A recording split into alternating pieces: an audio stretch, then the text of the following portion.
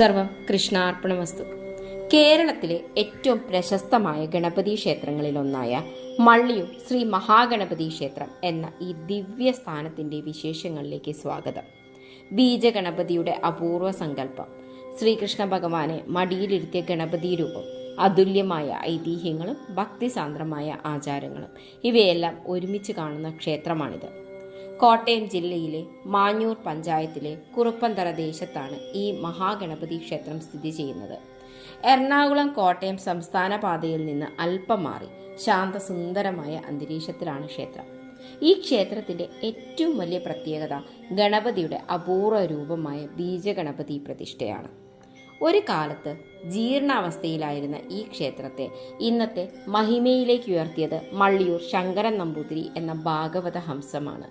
ഗണപതി സന്നിധിയിലിരുന്ന് ഭാഗവതം വായിച്ചിരുന്ന അദ്ദേഹത്തിന്റെ ഭക്തിയുടെ ഫലമായി ഇവിടുത്തെ ഗണപതി ശ്രീകൃഷ്ണനെ മടിയിലിരുത്തിയ ഗണപതി എന്ന സങ്കല്പത്തിലേക്ക് ഉയർന്നു. ആയിരക്കണക്കിന് വർഷങ്ങൾക്ക് മുൻപ് മള്ളിയൂർ മനയിലെ ഒരു മഹാസിദ്ധൻ തന്റെ യാത്രക്കിടയിൽ ഒരു ദിവ്യമായ ഗണപതി വിഗ്രഹം കണ്ടെത്തി. 4 കൈകളോടെ വലത്തോട്ട് തുമ്പിക്കൈ നീട്ടിയിരിക്കുന്ന അത് ഒരു ബീജഗണപതി രൂപമായിരുന്നു. ആ വിഗ്രഹത്തെ ആദ്യം തേവാരപ്പുരയിൽ സ്ഥാപിക്കുകയും ശേഷം ഭഗവാന്റെ ആഗ്രഹപ്രകാരം പ്രത്യേക ക്ഷേത്രം പണിയുകയും ചെയ്തു. ഇതാണ് ഇന്നത്തെ മള്ളിയൂർ മഹാഗണപതി ക്ഷേത്രം. കിഴക്കോട്ടാണ് ക്ഷേത്ര ദർശനം. മുൻവശത്ത് മനോഹരമായ ഗോപുരവും വിശാലമായ പ്രാകാരവും. ഗോപുരത്തിന്റെ മുൻപിൽ ഒരു അരയാൽ മരം, ത്രിമൂർത്തികളുടെ സാന്നിധ്യമുള്ള പുണ്യവൃക്ഷം. അകത്ത് കടക്കുമ്പോൾ ആദ്യം കാണുന്നത് വലിയ ആനക്കൊട്ടിലാണ്. ഒരുമിച്ച് 5 ആനകളെ വരെ എഴുന്നള്ളിക്കാൻ കഴിയുന്ന സൗകര്യം.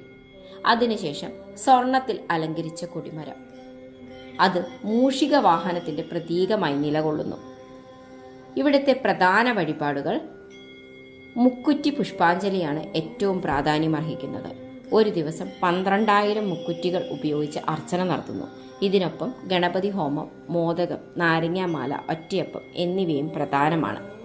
ഈ ക്ഷേത്രത്തിൽ ഗണപതിയോടൊപ്പം നിരവധി ഉപദേവതകളുമുണ്ട്.